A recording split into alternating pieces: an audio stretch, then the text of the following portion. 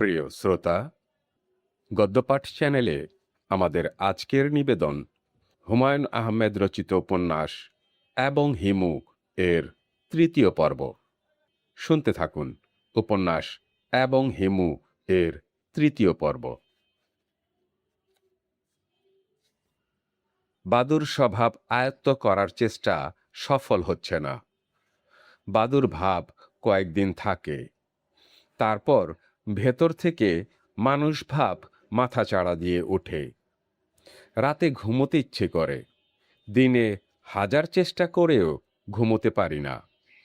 এখন আমার মানুষ ফেজ চলছে। রাতে ঘুমোচ্ছি, দিনে জেগে আছি, রাস্তায় যাচ্ছি, হাঁটাহাঁটি করছি। দিনে হাঁটাহাঁটি করার মধ্যেও কিছু থ্রিল আছে। হঠাৎ হঠাৎ খুব বিপজ্জনক কারো সঙ্গে দেখা হয়ে যায়, যার সঙ্গে নিশিরাতে দেখা হবার কোনো সম্ভাবনা নেই। রাত ৩টার সময় নিশ্চয়ই রেশমা খালার সঙ্গে নিউ মার্কেটের কাছে দেখা হবে না? প্রায় ২ বছর পর রেশমা খালার সঙ্গে দেখা। পাজেরো নামের অভদ্র গাড়ির ভেতর ড্রাইভারের সিটের পাশে তিনি বসে আছেন। তাঁর মতো মহিলা ড্রাইভারের পাশে বসবেন ভাবাই যায় না। তবে শুনেছি পাজেরো গাড়িগুলি এমন যে ড্রাইভারের সিটের পাশে বসা যায়, এতে সম্মানহানি হয় না। রেশমা খালা হাত উঁচিয়ে ডাকলেন, এই হিমু, এই। ড্রাইভার ক্রমাগত হর্ন দিতে লাগল।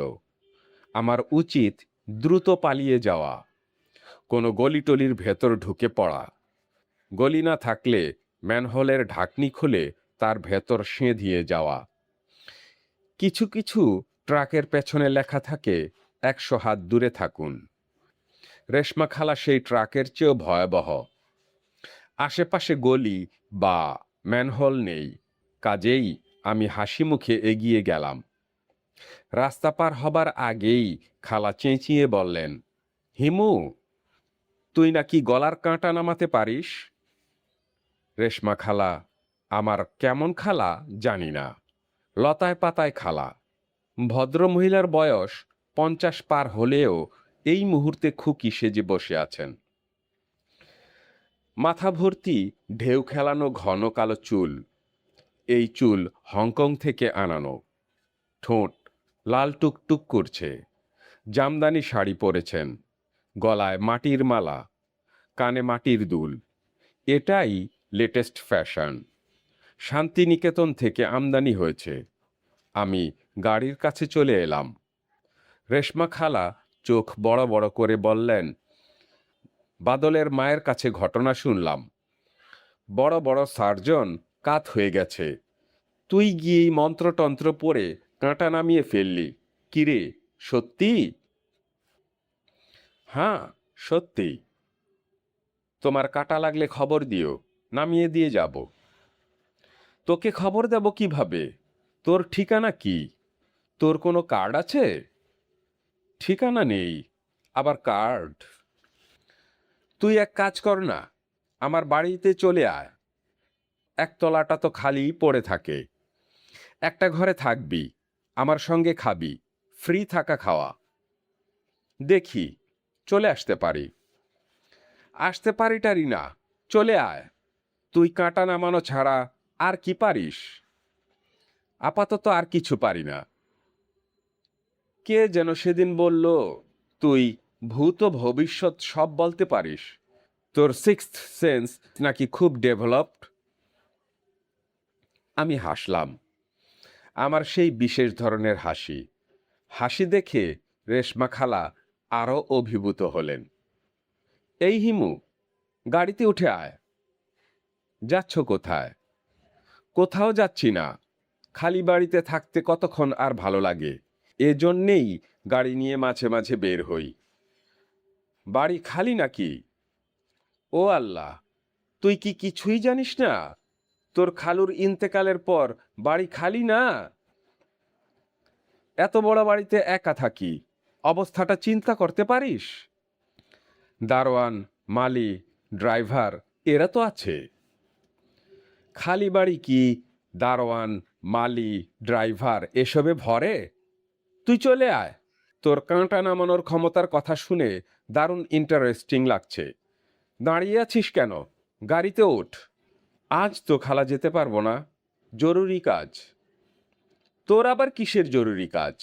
হাঁটা ছাড়া তোর আবার কাজ কি? আরেকজনের কাঁটা নামাতে হবে। চিতল মাছের কাঁটা গলায় বিঁধে বসে আছে, কোঁ কোঁ করছে, সেই কাঁটা তুলতে হবে। আমাকে নিয়ে চল, আমি দেখি ব্যাপারটা কি। তোমাকে নেওয়া যাবে না খালা, মন্ত্রতন্ত্রের ব্যাপার তো, মেয়েদের সামনে মন্ত্র কাজ করে না। মেয়েরা কি দোষ করেছে? মেয়েরা কোনোই দোষ করেনি, দোষ করেছে মন্ত্র। এই মন্ত্র নারী বিদ্বেষী। আচ্ছা, ঠিক আছে, আমাকে না নিতে চাইলে না নিবি। গাড়িতে ওঠ, তোকে কিছু দূর এগিয়ে দিই। রোদের মধ্যে হাঁটছিস দেখে মায়া লাগছে। কেউ গাড়িতে ওঠার জন্যে বেশি রকম পীড়াপিড়ি করলে ধরে নিতে হবে গাড়ি নতুন কেনা হয়েছে। আমি গাড়িতে উঠতে উঠতে বললাম, গাড়ি নতুন কিনলে? নতুন কোথায়, 6 মাস হয়ে গেল না। 6 মাসে স্বামী পুরাতন হয়, গাড়ি হয় না। দারুণ গাড়ি। তোর পছন্দ হয়েছে? পছন্দ মানে এরোপ্লেনের মতো গাড়ি।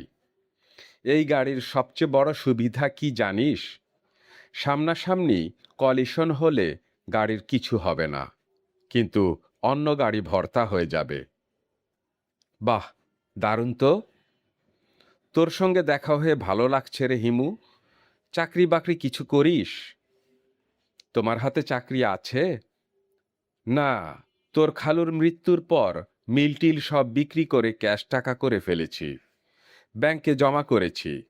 আমি একা মানুষ, মিলটিল চালানো তো সম্ভব না। সবাই লুটেপুটে খাবে, দরকার কি? কোনো দরকার নেই। গাড়ি চলছে, কোনো বিশেষ দিকে যাচ্ছে না।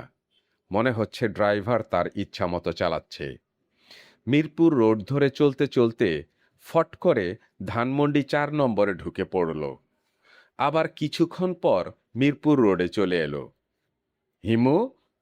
জি খালা। তোর খালুর স্মৃতি রক্ষার্থে একটা কিছু করতে চাই। কর্মযোগী পুরুষ ছিল, পথের ফকির থেকে কলকারখানা, গার্মেন্টস করেনি এমন জিনিস নেই। স্ত্রী হিসেবে তার স্মৃতি রক্ষার জন্যে আমার তো কিছু করা দরকার। করলে ভালো, না করলেও চলে। না না, করা দরকার, ভালো কিছু করা দরকার। ওনার নামে একটা আর্ট মিউজিয়াম করলে কেমন হয়? ভালো হয়, তবে খালু সাহেবের নামে করা যাবে না, মানাবে না। মানাবে না কেন? Ganimiya museum of modern art শুনতে ভালো লাগছে না। খালু সাহেবের নামটা গনিমিয়া না হয়ে আরেকটু সফিস্টিকেটেড হলে মিউজিয়াম অব মডার্ন আর্ট দেওয়া যেত। তোমার নিজের নামে দাও না কেন? Reshma museum of modern art শুনতে তো খারাপ লাগছে না। গাড়ি মিরপুর রোড থেকে আবার ধানমন্ডি 27 নম্বরে ঢুকে পড়েছে। আবার মনে হয় মিরপুরে আসবে। ভালো যন্ত্রণায় পড়া গেল। খালা, আমার তো এখন যাওয়া দরকার। চিতল মাছের কাঁটা নামানো খুব সহজ না। আহা, বস না, তোর সঙ্গে কথা বলতে ভালো লাগছে। কথা বলার মানুষ পাই না, কেউ আমার বাড়িতে আসে না। এটা একটা আশ্চর্য কাণ্ড। তোর খালুর মৃত্যুবার্ষিকী উপলক্ষে কার্ড ছাপিয়ে 500 লোককে দাওয়াত দিয়েছি। 3টা দৈনিক পত্রিকায় কোয়ার্টার পেজ বিজ্ঞাপন দিলাম। লোক কত হয়েছে বলতো? 100? আরে না, 18 জন। এর মধ্যে আমার নিজের লোকই 7 জন। ড্রাইভার, মালি, দারোয়ান, কাজের 2টা মেয়ে। আমাকে খবর দিলে চলে আসতাম। তোকে খবর দেব কিভাবে? তোর কি কোনো স্থায়ী ঠিকানা আছে? ঠিকানা নেই। রাস্তায় যে ফকিরগুলি আছে তাদেরও ঠিকানা আছে। রাতে তারা একটা নির্দিষ্ট জায়গায় ঘুমায়। আজিজ মার্কেটের বারান্দায় যে ঘুমোবে সে সেখানেই ঘুমোবে। সে কমলাপুর রেল স্টেশনে ঘুমোবে না। আর তুই তো আজ এই মেসে, কাল ওই মেসে। হিমু, তুই চলে আয় তো আমার কাছে। গুলশানের বাড়ি নতুন করে রিনোভেট করেছি, টাকা পয়সা খরচ করে হুলুস্থুল করেছি। তোর ভালো লাগবে, আসবি? ভেবে দেখি। ভাবতে হবে না, তুই চলে আয়। থাকা খাওয়ার খরচার হাত থেকে তো বেঁচে গেলি, মাসে মাসে না হয় কিছু হাত খরচও নিবি। কত দেবে হাত খরচ? বিড়ি সিগারেটের খরচ, আর কি। কি, থাকবি?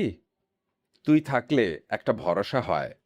দিনকালের যে অবস্থা, চাকর দারোয়ান এরাই বটি দিয়ে কুপিয়ে কোনোদিন না মেরে ফেলে। এমন ভয়ে ভয়ে থাকি।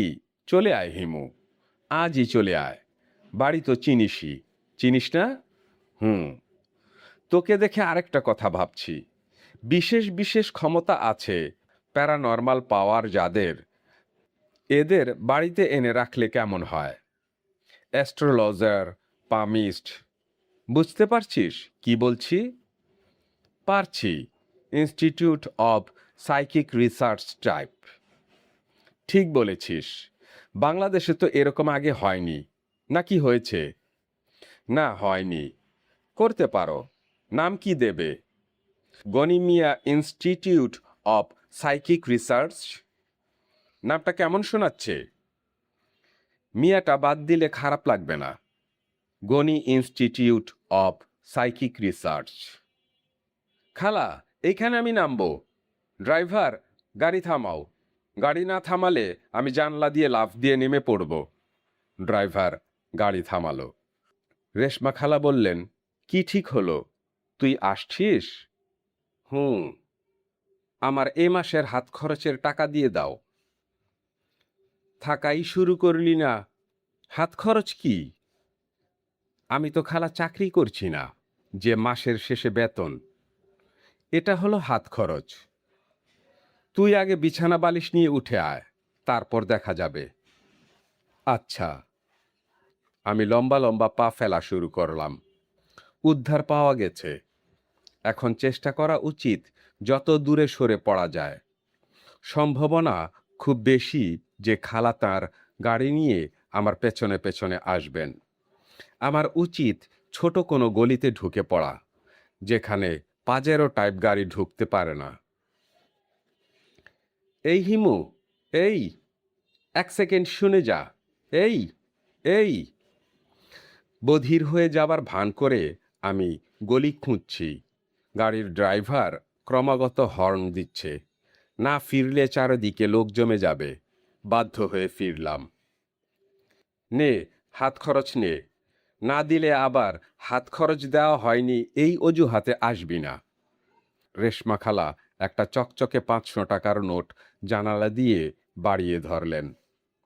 তুই সন্ধ্যায় সন্ধ্যায় চলে আসিস। সন্ধ্যার পর থেকে আমি বাসায় থাকি। নানান সমস্যা আছে বুঝলি, ভয়ঙ্কর ব্যাপার ঘটছে, কাউকে বলা দরকার। রাতে এক ফোঁটা ঘুমোতে পারি না। চলে আসব। টাকাটা হাতে নিয়ে দাঁড়িয়ে আছিস কেন? পকেটে রাখ, হারিয়ে ফেলবি তো। খালা, আমার পকেট নেই। যাবতীয় টাকা পয়সা আমাকে হাতে নিয়ে ঘুরতে হয়। বলিস কি? খালা, যাই। যাই বলে দেরি করলাম না। প্রায় দৌড়ে এক গলিতে ঢুকে পড়লাম। টাকা কি কেউ হাতে নিয়ে ঘোরে? বাসের কন্ডাক্টররা টাকা হাতে রাখে। আর কেউ? 500 টাকার চকচকে একটা নোট হাতে রাখতে বেশ ভালোই লাগছে। নোটটা এতই নতুন যে ভাঁজ করতে ইচ্ছে করছে না। চনমনে রোদ ওঠায় গরম লাগছে। নোটের সাইজ আরেকটু বড় হলে টাকা দিয়ে বাতাস খেতে খেতে যাওয়া যেত। খালার হাত থেকে উদ্ধার পেয়েছি শ্যামলীতে। এখান থেকে কোথায় যাব বুঝতে পারছি না। হেঁটে হেঁটে আবার নিউ মার্কেটের কাছে চলে আসা যায়। ইচ্ছা করলে রিক্সা নিতে পারি, ভাড়া দেওয়ার সমস্যা হবে না। বুড়ো অথর্ব টাইপ রিক্সাওয়ালা, যাদের রিক্সায় কেউ চড়ে না, এমন কেউ যে রিক্সা ঠিক মতো টানতেও পারে না, বয়সের ভারে কানেও ঠিক শোনে না। গাড়ির সামনে হঠাৎ রিকশা নিয়ে উপস্থিত হয়। এসব রিকশায় চড়া মানে পদে পদে বিপদের মধ্যে পড়া। যেহেতু রেশমা খালার বাড়িতে আমি থাকতে যাব না, সেহেতু এই 500 টাকা কোনো এক সৎকর্মে ব্যয় করতে হবে। অনেক দিন কোনো সৎকর্ম করা হয় না। ভাড়া হিসেবে পুরো নোটটা দিয়ে দিলে সাধারণ মানের একটা সৎকর্ম করা হবে। পছন্দসই কোনো রিকশাওয়ালা পাওয়া যাচ্ছে না। একজনকে বেশ পছন্দ হলো, তবে তার বয়স অল্প। বুড়ো রিকশাওয়ালা কেউই নেই। বুড়োরা আজ কেউই রিকশা বের করেনি। আসাদ গেটে এসে একজনকে পাওয়া গেল, চলনসই ধরনের বুড়ো। রিকশার সিটে বসে চায় পাউরুটি ভিজিয়ে খাচ্ছে। সকালের ব্রেকফাস্ট বোধ হয় না। 12টার মতো বাজে। লাঞ্চ হবারও সম্ভাবনা কম। সম্ভবত প্রি লাঞ্চ। রিকশা ভাড়া যাবেন? বুড়ো প্রায় ধমকে উঠল। না। খাওয়ার মাঝখানে বিরক্ত করায় সে সম্ভবত ক্ষেপে গেছে। কাছেই যাব, বেশি দূর না, নিউ মার্কেটে। ওই দিকে যামু না। ফার্মগেট যাবেন? ফার্মগেট গেলেও আমার চলবে। যামু না। যাবেন না কেন? ইচ্ছা করতাছে না। আমি না হয় অপেক্ষা করি, আপনি চা শেষ করেন, তারপর যাব। ফার্মগেট যেতে না চান তাও সই। অন্য যেখানে যেতে চান যাবেন, আমাকে কোনো এক জায়গায় নামিয়ে দিলেই হবে। মনে হলো আমার প্রস্তাবে সে রাজি হয়েছে। কিছু না বলে চা পাউরুটি শেষ করল। লুঙ্গির ভাঁজ থেকে বিড়ি বের করে আয়েশ করে বিড়ি টানতে লাগলো। আমি ধৈর্য ধরে অপেক্ষা করছি। কাউকে দান করতে যাওয়াও সমস্যা। দান করতেও ধৈর্য লাগে। হুট করে দান করা যায় না। বুড়ো বিড়ি টানা শেষ করে রিকশার সিট থেকে নামলো। আমি উঠতে যাচ্ছি, সে গম্ভীর গলায় বলল, কইছি না যামু না, ত্যাগ তো করেন কেন? সে খালি রিকশা টেনে বেরিয়ে গেল। একটু সামনে গিয়ে দুজন যাত্রীও নিল। যে কোনো কারণেই হোক আমাকে তার পছন্দ হয়নি। 500 টাকার চকচকে নোটটা তাকে দেওয়া গেল না। আমি ফার্মগেটের দিকে রওনা হলাম। নানান কিসিমের অভাবী মানুষ ওই জায়গায় ঘুরে বেড়ায়। ভিক্ষার বিচিত্র টেকনিক দেখতে হলে ফার্মগেটের চেয়ে ভালো কোনো জায়গা হতে পারে না। একবার একজনকে পেয়েছিলাম ইংরেজিতে ভিক্ষা করে। Sir, I am a needy man sir. 3 school 1 going daughters. Lost my job, presently penniless. আমি বললাম, ইংরেজিতে ভিক্ষা করছেন কেন? বাংলা ভাষার জন্যে আমরা এত রক্ত দিয়েছি, সে কি ইংরেজিতে ভিক্ষা করার জন্যে? ভিক্ষার জন্যে বাংলার চেয়ে ভালো ভাষা হতেই পারে না। ইংরেজি ভাষার ভিক্ষুক চোখ মুখ কুঁচকে তাকালো। আমি বললাম, ফেব্রুয়ারি মাসেও কি ইংরেজিতে ভিক্ষে করেন, নাকি তখন বাংলা ভাষা? আরেকজন আছেন, ভদ্র চেহারা, ভদ্র পোশাক। তিনি এসে খুবই আদবের সঙ্গে বললেন, ভাই, কিছু মনে করবেন না, কয়টা বাজে? আমার ঘড়িটা বন্ধ। যাকে জিজ্ঞাসা করা হয় তিনি ভদ্রলোকের ভদ্রতায় মুগ্ধ হয়ে যান। ঘড়ি দেখে সময় বলেন। অসংখ্য ধন্যবাদ। আজকাল মানুষ এমন হয়েছে, সময় জিজ্ঞেস করলে রেগে যায়। না না, ঠিক আছে। তখন ভদ্রলোক গলা নিচু করে বলেন, ভাই সাহেব, 1 মিনিট সময় হবে? দুটা কথা বলতাম। যে সময় দিয়েছে সেই মরেছে, তার 20-25 টাকা খসবেই। আরেক ভদ্রলোককে মাঝে মাঝে দেখা যায়, খদ্দরের পায়জামা পাঞ্জাবি পরা, মুখে দাড়ি গোফের জঙ্গল, হাতে ব্যানসনের প্যাকেট।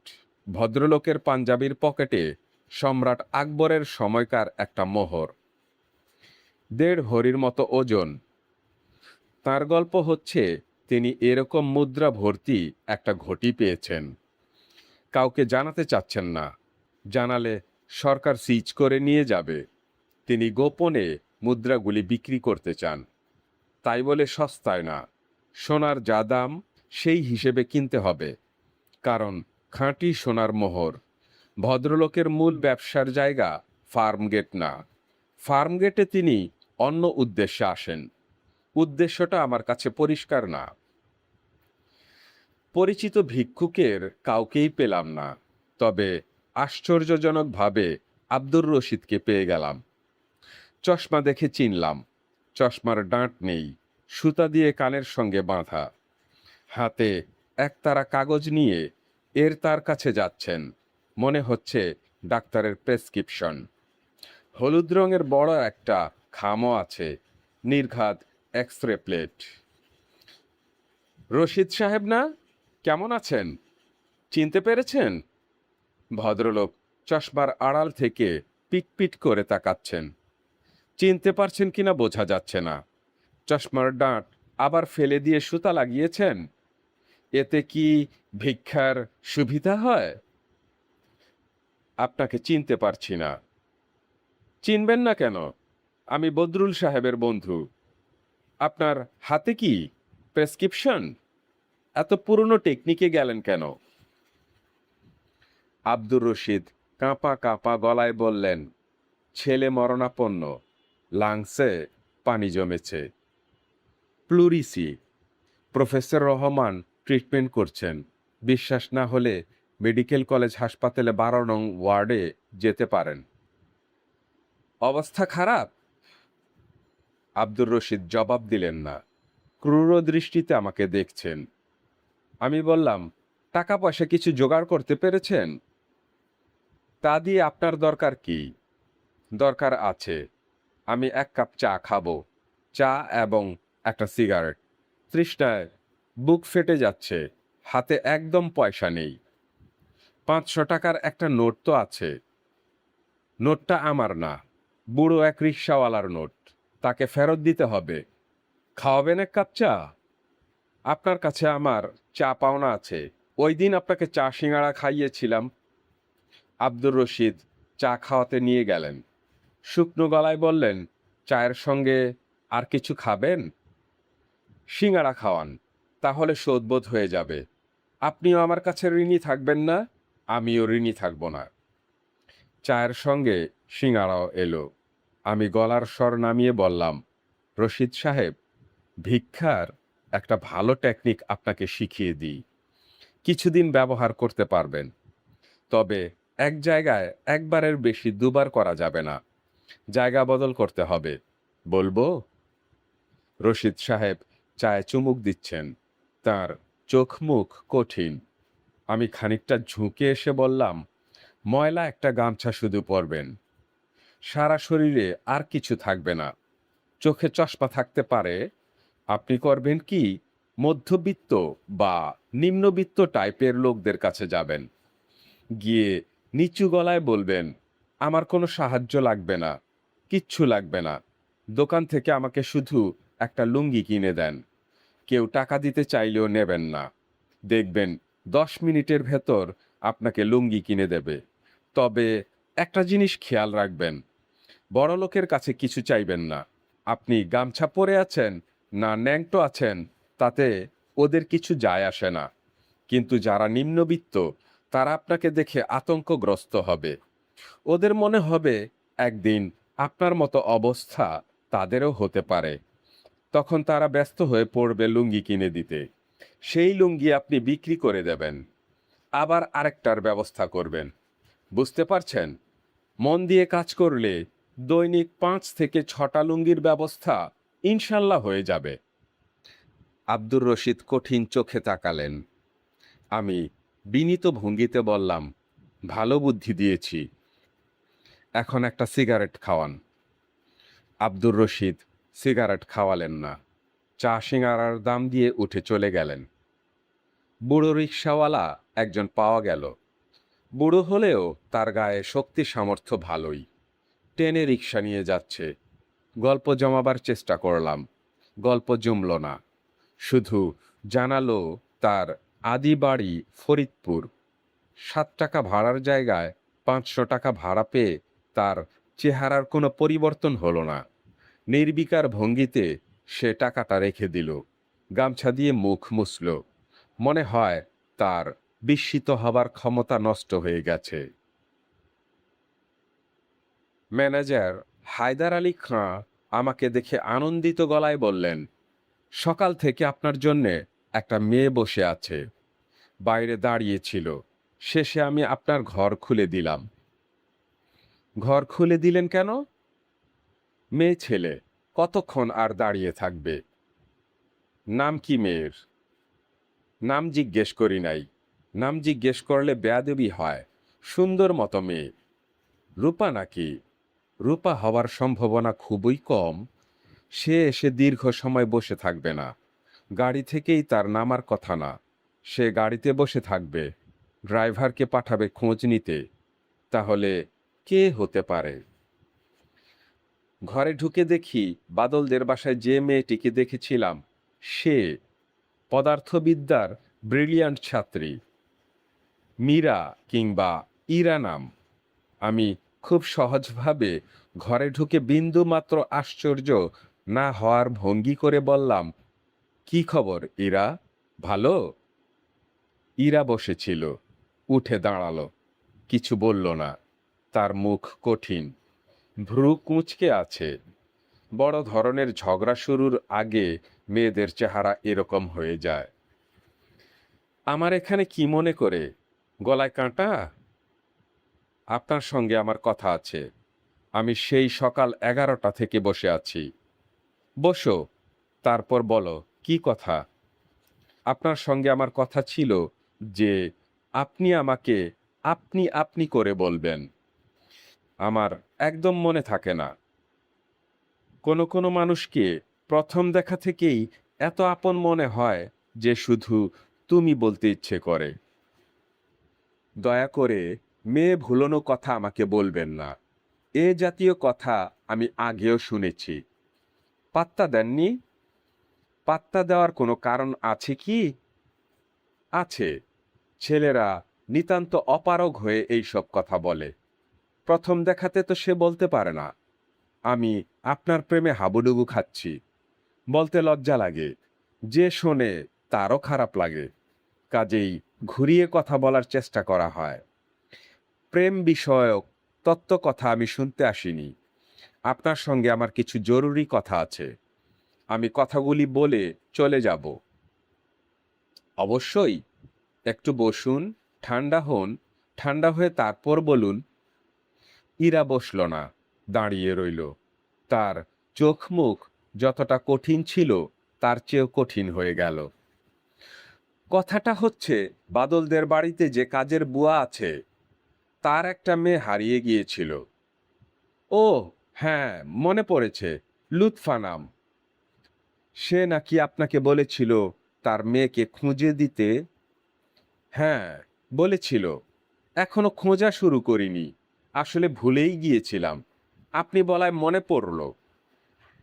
আপনাকে খুঁজতে হবে না, মেয়ে পাওয়া গেছে। বাঁচা গেল। 30 লক্ষ লোকের মাঝখান থেকে লুৎফাকে খুঁজে পাওয়া সমস্যা হতো। আপনাকে সে যেদিন বলল সেদিন দুপুরেই মেয়ে উপস্থিত। ব্যাপারটা যে পুরোপুরি কাকতালীয় তাতে কি আপনার কোনো সন্দেহ আছে? কোনো সন্দেহ নেই। আপনি নিশ্চয়ই দাবি করবেন না যে আপনার আধ্যাত্মিক ক্ষমতা দিয়ে মেয়েকে নিয়ে এসেছেন। পাগল হয়েছেন? বুয়ার ধারণা আধ্যাত্মিক ক্ষমতা দিয়ে কাজটা করা হয়েছে। বাদলেরও তাই ধারণা। কার কি ধারণা তাতে কি আসে যায়? মেয়েটাকে পাওয়া গেছে, এটাই বড় কথা। ইরা কঠিন গলায় বলল, কে কি ভাবছে তাতে অনেক কিছুই যায় আসে। এইভাবে সমাজে বুজরুক তৈরি হয়। আপনার মতো মানুষরাই সোসাইটির ইকুইলিব্রিয়াম নষ্ট করেন। বাদলের মাথা তো আপনি আগেই খারাপ করেছিলেন, এখন বুয়ার মাথাও খারাপ করলেন। তাই নাকি? হ্যাঁ, তাই। বাদলের মাথা যে আপনি কি পরিমাণ খারাপ করেছেন সেটা কি আপনি জানেন? না, জানি না। 2-1 দিনের ভেতর একবার এসে দেখে যান। ব্রাইট একটা ছেলে, বাবা মার কত আশা ছেলেটাকে নিয়ে, আপনি তাকে সম্পূর্ণ নষ্ট করে ফেলেছেন। ফালতু বুজরুকি, উদ্ভট উদ্ভট কথা, মহাপুরুষ মহাপুরুষ খেলা। রাত দুপুরে রাস্তায় হাঁটলেই মানুষ মহাপুরুষ হয়ে যায়। ইরা রাগে কাঁপছে। মেয়েটা এতটা রেগেছে কেন বুঝতে পারছি না। এত রাগার তো কিছু নেই, আমার বুজরুগিতে তার কি যায় আসে। ইরা বলল, আমি এখন যাব। চাটা কিছু খাবেন? না, আপনি দয়া করে বাদলকে একটু দেখে যাবেন। ওর অবস্থা দেখে আমার কান্না পাচ্ছে। মানুষকে বিভ্রান্ত করার জন্যে আসলে আপনার শাস্তি হওয়া উচিত, কঠিন শাস্তি। ইরা গটগট করে বের হয়ে গেল। মেয়েটা বেশ সুন্দর, রেগে যাওয়ায় আরো সুন্দর লাগছে। যে রাগের সঙ্গে ঘৃণা মেশানো থাকে সেই রাগের সময় মেয়েদের সুন্দর দেখায় না। যে রাগের সঙ্গে সামান্যতম হলেও ভালোবাসা মেশানো থাকে সেই রাগ মেয়েদের রূপ বাড়িয়ে দেয়। ইরা কি সামান্য ভালোবাসা আমার জন্যে বোধ হয় শুরু করেছে? এটা আশঙ্কার কথা। ভালোবাসা বটগাছের মতো, ক্ষুদ্র বীজ থেকে শুরু হয়, তারপর হঠাৎ একদিন ডালপালা মেলে দেয়, ঝুড়ি নামিয়ে দেয়। ইরার ব্যাপারে সাবধান হতে হবে। বাদলদের বাড়িতে ভুলেও যাওয়া যাবে না। ইরা মেসের ঠিকানা বের করে চলে এসেছে কিভাবে সেটাও এক রহস্য। ঠিকানা তার জানার কথা না, ওই বাড়ির কেউ জানে না। রাতে খেতে গিয়ে শুনি বদরুল সাহেব আমার খাওয়া খেয়ে চলে গেছেন। মেসের বাবুর্চি খুবই বিরক্ত প্রকাশ করল। রোজ এই কাম করে, আপনার খাওন খায়। ঠিকই করেন, আমি তাকে বলে দিয়েছি এখন থেকে তিনিই খাবেন। আপনি খাইবেন না? আমি কয়েকদিন বাইরে থাকব। ক্ষুধার্ত অবস্থায় ঘুমানোর আলাদা আনন্দ আছে। সেই আনন্দ পাবার উপায় হচ্ছে পেট ভর্তি করে পানি খেয়ে ঘুমোতে যাওয়া। পেট ভর্তি পানির কারণেই হোক কিংবা অন্য কোনো কারণেই হোক নেশার মতো হয়, ঝিমুনি আসে। ক্ষুধার্ত অবস্থায় ঘুমের সময়ের স্বপ্নগুলি হয় অন্যরকম। তবে আজ তা হবে না। রাতে না খেলেও দিনে খেয়েছি। ক্ষুধার্ত ঘুমের স্বরূপ বুঝতে হলে সারাদিন অভুক্ত থাকার পর পেট ভর্তি করে পানি খেয়ে ঘুমোতে যেতে হয়। নেশার ভাবটা হয় তখন। বিছানায় শোয়ার সঙ্গে সঙ্গে দরজায় মৃদু টোকা পড়ল। বদরুল সাহেব মিহি গলায় বললেন, হিমু ভাই, হিমু ভাই। আমি উঠে দরজা খুললাম। বদরুল সাহেব লজ্জিত মুখে দাঁড়িয়ে আছেন। তাঁর হাতে এক ঠোঙা মুড়ি, খানিকটা গুড়। আমি বললাম, ব্যাপার কি বলুন তো? শুনলাম আপনি খেতে গিয়েছিলেন, এদিকে আমি ভেবেছি আপনি আসবেন না। ও, এই ব্যাপার? খুব লজ্জায় পড়েছি হিমু ভাই, আপনার জন্য মুড়ি এনেছি। ভালো করেছেন। আজ রাতটা উপোস দেব বলে ঠিক করেছি। মাঝে মাঝে আমি উপোস দেই, আপনি গুড় মুড়ি খান, আমি মুড়ি খাওয়ার শব্দ শুনি। কিছু খাবেন না হিমু ভাই? না। তারপর ওই দিন কি হলো বলুন? পুলিশরা যত্ন করে খাইয়েছিল। যত্ন বলে যত্ন, এক হোটেলে নিয়ে গেছে। পোলাও, খাসির রেজালা, হাঁসের মাংস, সবশেষে দই মিষ্টি। এলাহি ব্যাপার, খুবই যত্ন করেছে। হাঁসের মাংসটা অসাধারণ ছিল। এত ভালো হাঁসের মাংস আমি আমার জীবনে খাইনি। বেশি করে রসুন দিয়ে ভুনা ভুনা করেছে। এই সময়ের হাঁসের মাংস স্বাদ হয় না। হাঁসের মাংস শীতের সময় খেতে হয়, তখন নতুন ধান ওঠে। ধান খেয়ে খেয়ে হাঁসের গায়ে চর্বি হয়। আপনার ভাবিও খুব ভালো হাঁস রাঁধতে পারে, নতুন আলু দিয়ে রাঁধে। আপনাকে একবার নিয়ে যাব, আপনার ভাবির হাতের হাঁস খেয়ে আসবেন। কবে নিয়ে যাবেন? এই শীতেই নিয়ে যাব। আপনার ভাবিকে চিঠিতে আপনার কথা প্রায়ই লিখি তো, তারও খুব শখ আপনাকে দেখার। একবার আপনার অসুখ হলো, আপনার ভাবিকে বলেছিলাম দোয়া করতে। সে খুব চিন্তিত হয়েছিল। কোরআন খতম দিয়ে বসে আছে। মেয়ে মানুষ তো অল্পতে অস্থির হয়। আপনার চাকরির কি হলো? শনিবারে হবার কথা ছিল না? গিয়েছিলেন? বদরুল সাহেব চুপ করে রইলেন। আমি বিছানায় উঠে বসতে বসতে বললাম, যাননি? জি, গিয়েছিলাম। ইয়াকুব ভুলে গিয়েছিল। ভুলে গিয়েছিল? হ্যাঁ, সে তো একটা কাজ নিয়ে থাকে না, অসংখ্য কাজ করতে হয়। তার পিএ সে ফাইল দেয়নি, কাজেই ভুলে গেছে। এখন কি ফাইল দিয়েছে? এখন তো দেবেই। পিএকে ডেকে খুব ধমকাধমকি করলো, আমার সামনেই করলো। বেচারার জন্য মায়া লাগছিল। সে তো আর শত্রুতা করে আমার ফাইল আটকে রাখেনি, ভুলে গেছে। মানুষ মাত্রেরই তো ভুল হয়। ইয়াকুব সাহেব এখন কি বলছেন? কবে নাগাদ হবে? তারিখ টারিখ বলেনি। আরেকটা বায়োডাটা জমা দিতে বলেছে। দিয়েছেন? হুম। এবারও কি ফাইলের উপর আর্জেন্ট লিখে দিয়েছেন? হুম। আবার কবে খোঁজ নিতে বলেছেন? বলেছে বারবার এসে খোঁজ নেওয়ার দরকার নেই, ওপেনিং হলেই চিঠি চলে আসবে। সেই চিঠি কবে নাগাদ আসবে তা কি বলেছেন? খুব তাড়াতাড়ি আসবে। আমি আমার অবস্থার কথাটা বুঝিয়ে বলেছি। চক্ষু লজ্জার মাথা খেয়ে বলেই ফেললাম যে অন্যের খাবার খেয়ে বেঁচে আছি। শুনে সে খুবই মন খারাপ করলো। বুঝলেন কি করে যে মন খারাপ করেছে? মুখে কিছু বলেছে? কিছু বলেনি, চেহারা দেখে বুঝেছি। আমার কি মনে হয় জানেন বদরুল সাহেব, আপনার অন্যান্য জায়গাতেও চাকরির চেষ্টা করা উচিত। ইয়াকুব সাহেবের উপর আমার তেমন ভরসা হচ্ছে না। ভরসা না হবার কিচ্ছু নেই হিমু ভাই। স্কুল জীবনের বন্ধু, আমার সমস্যা সবটাই জানে। আমার ধারণা 1 সপ্তাহের মধ্যেই চিঠি পাবো। যদি না পান, না পেলে অফিসে গিয়ে দেখা করব। বারবার যেতে লজ্জাও লাগে, নানান কাজ নিয়ে থাকে, কাজে ডিস্টার্ব হয়। ঘর অন্ধকার, কচকচ শব্দ হচ্ছে। বদরুল সাহেব মুড়ি খাচ্ছেন। হিমু ভাই? জি। ফ্রেশ মুড়ি, খেয়ে দেখবেন? আপনি খান। মুড়ির আসল স্বাদও পাওয়া যায় শীতকালে। আপনার ভাবি আবার মুড়ি দিয়ে মোয়া বানাতে পারে। কি জিনিস তা না খেলে বুঝবেন না।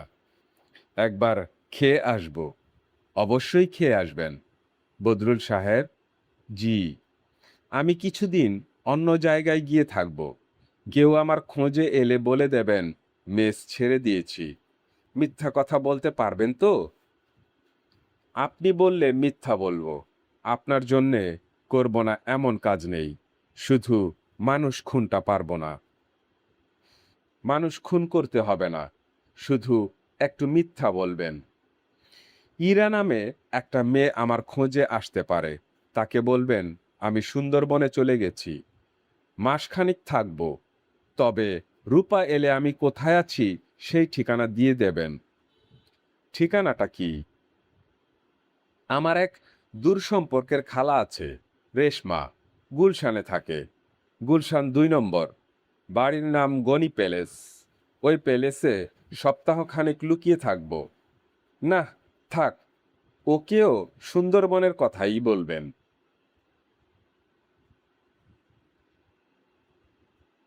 আপনারা শুনলেন উপন্যাস এবং হিমু এর 3য় পর্ব।